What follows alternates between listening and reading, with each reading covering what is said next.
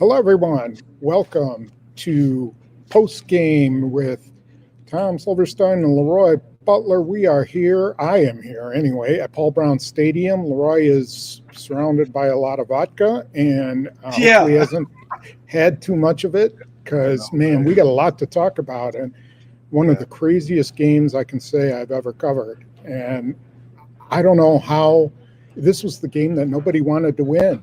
And by the end of it, what were you thinking? Was it the first team to get in the end zone, or what? Well, Mason Crosby has been here before when he missed five in Detroit, but that was a bad turnout. But this, he missed three, and then he made the one that really counted. Um, you know, to me, I look at games different from fans, Tom, probably the media too, because uh, Campbell played a wonderful game. I mean, he really did inside linebacker.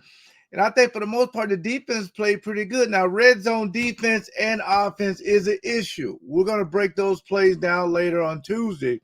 But right now, here's the difference between eye test, Tom, and the analytics part of it. The analytics part of it, it gives you a chance to sit back, take it easy, and look at the numbers on Tuesday. But today, most everybody who see the game just see eye test and what they're seeing. But again, if you look at that offensive line, you would have thought he would have got Aaron would have got sacked 7 times. I mean, Josh Myers not being in there with a finger was a pretty big deal. So I thought for the most part, I expected things like this to happen. Time, running out, maybe a couple frustrations. I expected a lot of these things going in, especially with Jair Alexander not being there. So I was at a little bit more calm pace than probably most people. Okay, so let's. We know about how the game went with the missed field goals back and forth, but Yeah. you made a mention of the red zone issues. Let's start with the offense. Now, the Packers are clearly living with Devontae Andrew, living and dying by Aaron Rodgers and Devontae Adams. And right now it's a good thing. It's getting them over the top. It got them over the top at San Francisco and it got them over the top here. But is it sustainable? Do they have to figure out other ways to win games? He's the only wide receiver that no one's figured out. I mean, they double him. He beats double teams on the long throw. I mean, they got their best corner on him. He beat this guy. I mean, the guy's pretty much unstoppable. I mean, they throw it to him in the red zone, he scores. But you have to have a heavy dose of the running game. And I think legitimately, Tom, I mean, I could probably say this with a bigger sample size now, that the Packers legitimately have a 1-2 combination at running back. Now, the Cleveland Browns, to me, is platinum. They got two guys. You can close your eyes and it doesn't matter who's in there. But the way that Dylan is catching the ball, the Packers are getting to that level, and the last run by Aaron Jones. But I'll say this though, and to your point, people are going to start to figure out that if you take Devontae away and make the other guy beat you, they're okay with that.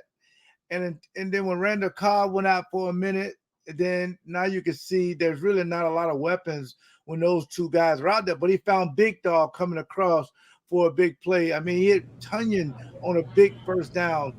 That's what Matt LaFleur's offense is all about. But I can understand you can't beat a lot of great teams kicking field goals. You get in the red zone, you got to put it in. Because that was the criticism of Mike McCarthy. Remember, Tom, he used to be down in the red zone and you could never connect. But with all that being said, congratulations to Aaron Rodgers to moving up 5 all-time in touchdowns. Well, maybe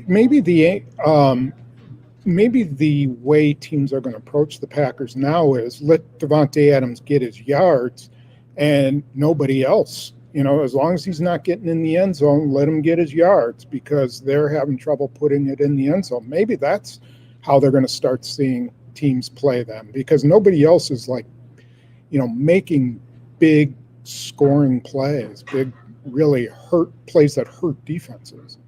And that's a great point because until MVS comes back, there is no deep threat. Devontae has the deep threat. He's the intermediate threat, and he's the quick threat.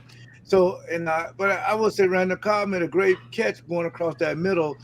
They got to figure out on this offense. Because come on, Tom, we've been around the NFL a long time.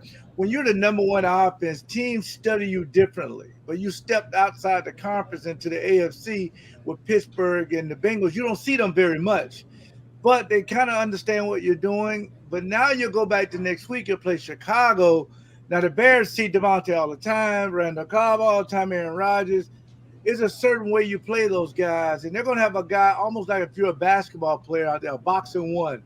There's a guy following Devontae everywhere he goes. He got help deep because it seemed like that's what the Saints did. You remember the Saints put two safeties, and the Packers never ran the ball to get them out of it. But now the Packers are running the football, so you just can't do that anymore. But we'll have time to study more red zone offense and defense because I think for 16 straight times they were in the red zone, a team has scored on a passing play or something on a defense. That's that's the conundrum about the defense. I actually thought they played pretty well overall until Cincinnati got down into the red zone, which is, third downs. I think they held them to 4 of 14 or something like that. They got some big performances. Stokes had a couple of mistakes, but he kept Jamar Chase from going off on them. The only thing that allowed Jamar Chase to go off was a mistake by Savage or just not making that play at the end of the first half. Well, guess what, Packer fans? He's your new shutdown corner until Alexander comes back. He's your guy.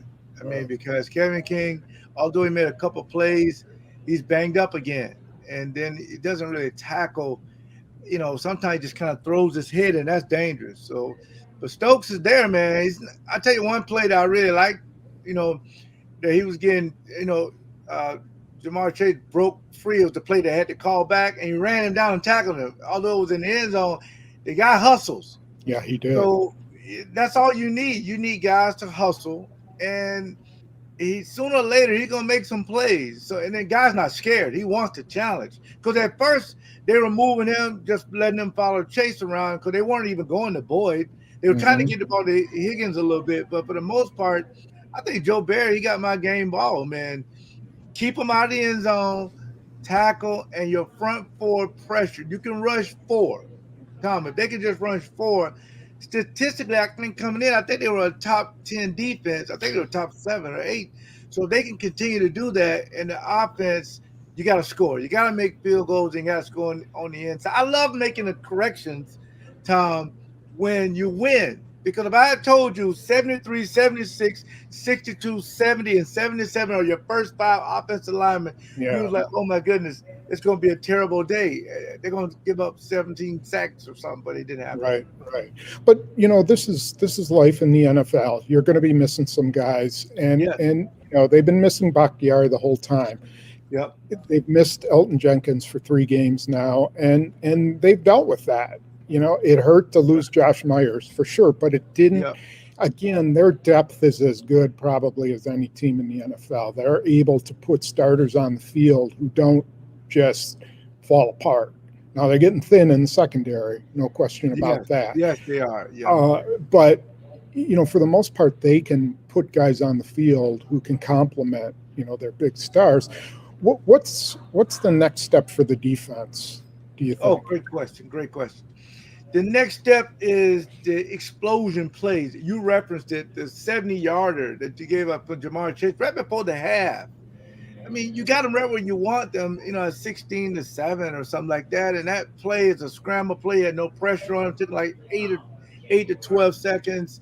Savage went with the wrong hand to try to block the ball, missed it by inches. That was a big play and gave them momentum coming out of the because they received the ball coming out of the second half. So the explosion plays like that, if you take that play away, which you can't, then you pretty much beat this team handedly. You don't even have to struggle with them. You miss field goals, you got to figure they're going to clean up. But the 70-yarders, that's the next step. But regardless who's out there, run the system, hit, run, and cover, and you should be fine. The interesting part about that play that I didn't know, and everybody was wondering, why did they rush just 2 guys? I mean, 2 of the defensive linemen dropped into like zone reads. they apparently heard a check somewhere that was incorrect. That was not the right check that called for them to drop back. They were supposed to all rush, and they didn't. And LaFleur just referenced it. Didn't really go into anything deep about it. But we'll try to find out more about it tomorrow because who he say made a check? Who? they don't know. They just heard it. They heard the word that they use for whatever the check So they was. heard it from another Packer player. And they might have heard it from Cincinnati. They might have heard it. I don't know, but it caused them to move. Cincinnati don't know the word. No, but Cincinnati might have the same word in their check or at the line that the Packers did. That's kind of how I understood it. I'm not buying like that. I said, I'll figure that out later. Just say you got beat, man. It happened, but you just don't want it to happen. You just can't. You got to rush all for the semantics of a word and when to rush. I mean, just never rush two people. Right. You got to rush for on that. Yeah. You got to rush for. All right. Big question now. Do you still have confidence in Mason Crosby? Oh, yeah. I mean, again, he's been here before. He missed 5 and he came up. I mean, before this, bad game, he had made like 25, 26 in a row, but it started with the extra point. If you make the extra point, it's a different ball game. He's been here before missing consecutive field goals, but for some reason, he makes it work. He has a new holder now. That's not an excuse. I mean, the new punter, the ball's been getting down, but he's trying to aim it instead of just kicking it. And they're going to figure that part out because it almost made fans, I know what they were saying at home, Tom, don't even kick a field goal. Just be aggressive and go for it. But if you do that and you throw an interception, people are going to say, well, you should have kicked the field goal. Mm-hmm. So at this point, I feel bad for the special teams coach, Drayton, because it's under his watch and they were going to his record. But these are field goals that Crosby has made. I mean, at 56, 57, he's made long field goals, but the shorter ones, he seemed to be aiming a little bit instead of going through your routine and making them. So, yeah, I have plenty of confidence in him. Okay. And then also, who do you think could add a little bit of juice to them offensively? Obviously, bringing MVS back when he's back from his hamstring. Great question. Yeah, go ahead. 32. I mean, they brought him in the first play. Mm-hmm. Okay, second play, and they threw him a little quick screen, and he got a few yards, and they took him out. I like that. I like it because it gives you something that Chicago have to plan for now. So if you can sprinkle 32, and 8 in the slot with Randall Cobb, in other words, get your best athletes out there. Another one was he played 28 and 33 together. Mm-hmm. I like that. They can put 28 and 33 in the backfield and have 32 running the swats and in the slot running jet sweeps. The misdirection thing, next thing you know, you only need the safety to take one false step and then Devontae's behind him. Yeah. So they're going to do stuff like that, but you got to protect. And that's another reason why that's protection when you got all the jet sweeps and fake handoffs, so you don't just always straight drop back. So I would like them to do a little bit more of that because I think he's earned the right through preseason. He's one of the better running backs, and I think he made the team, obviously, for special teams, kick returner. But if they can sprinkle him in there a little bit in the offense, I think I like that because that's that fast pace, no huddle, don't give the defense a chance to rest. So, yeah, I would like that. Yeah, someone who can do something in the open field is much needed. I do also wonder if it's time to start, mixing in Amari Rodgers a little bit. I know Cobb is making some big catches, but it's almost. I think they'll do that. I think so. Yeah, that could be someone who helps them. All right, anything else you want to add about this crazy game? Cincinnati is a weird place. Well, 59 Campbell played amazing. I think the interceptions, that's something you don't necessarily see. So Amos' interception was a big play. It really was. And Dean Lowry up front, he had a couple great plays. He knocked down a couple passes. He had some great push up front. They had another front out there where they had 52 on the inside. Mm-hmm. He was kind of picking his way out, but Preston Smith played one of his better games. He may Yeah. not show up in the headlines, but so the defense been making these kind of strides. And real quick before we leave, what's the offensive line coach's name? Because that guy, man, every week he had to put together the offensive line coach. Every week they're going to say, nope, that's not the five we're using. We're using this five. Yep. And which five? Where are you going to play them? Where you going to play them at? And you're like, what do you Adam do? Stenovich. Yeah. He need to get a high five because he's been doing it. I don't know if Kelly's available. I don't know who's available over there. Hopefully they'll get Jenkins back because it's a long season, so they can get that right. But other than that, I just thought it was a very good game to win. But I'm glad I tweeted about this, that it wasn't a walk-off for Mason Crosby. It was a crawl-off. Oh, no, not again. Oh, he made it.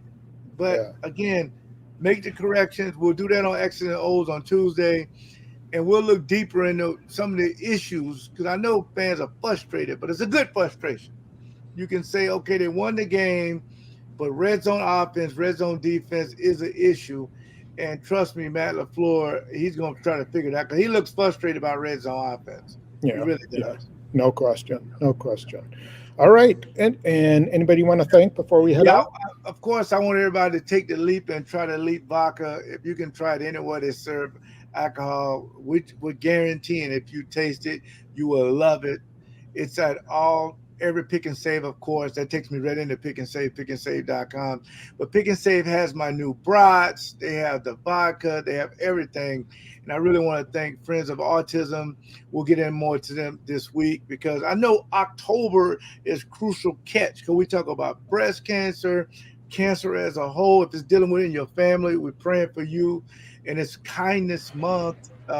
So we talk about everybody, but I think for the most part, if we can all stick together, we can help one another, and the world will be such a great place. So, and I really appreciate our friends every week from following you on Twitter and me and you and listening and watching the videos. I really appreciate that. Yep, for sure. All right, from Cincinnati and from wherever you are, we're not going to disclose it. That's right.